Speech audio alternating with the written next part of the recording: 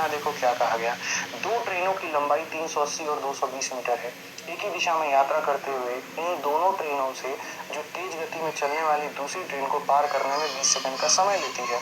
विपरीत दिशाओं में यात्रा करते समय ट्रेन एक दूसरे को पार करने में 12 सेकंड लेते हैं। तो तेज की मेरे भाई गति क्या है? अगर एक दिशा में मेरे भाई पार करें तो 20 सेकंड और विपरीत में पार करें तो इतना सेकंड मेरे भाई यहाँ पर।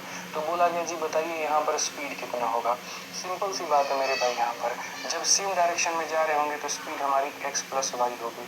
ठीक है, समझ में आ गया बात यहाँ पर। और मैं मीटर पर सेकंड में अभी स्पीड ले रहा हूँ। स्पीड बराबर क्या होगा, तो डिस्टेंस अपॉन टाइम। तो तब मेरे भाई दूरी कितनी तय की होगी, तो दोनों के डिस्टेंस को यहाँ पर इतना कर दो और टाइम कितना लगा होगा, तो 20 मेरे भाई। जब सेम डायरेक्शन में देखो, कहने का मतलब मेरे भाई क्या है, जब सेम डायरेक्शन में जाते हैं स्पीड को माइनस करना होता है और जब अपोजिट डायरेक्शन में जाते हैं तो स्पीड को प्लस करना होता है। ठीक है, एक ही दिशा में जाओगे गति को मेरे भाई घटाना होगा, विपरीत दिशा में आओगे गति को जोड़ना होगा। तो अगर मान लीजिए कि वो एक ही दिशा में जा रहे हैं तो स्पीड को करना होगा माइनस, अपोजिट डायरेक्शन में जा रहे हैं स्पीड को करना होगा प्लस।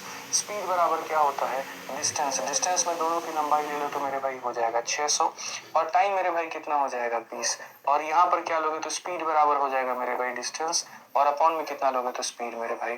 20 से अगर हम काटते हैं तो मेरे भाई 30 बार में और यहाँ 12 से काटते हैं तो 50 बार में।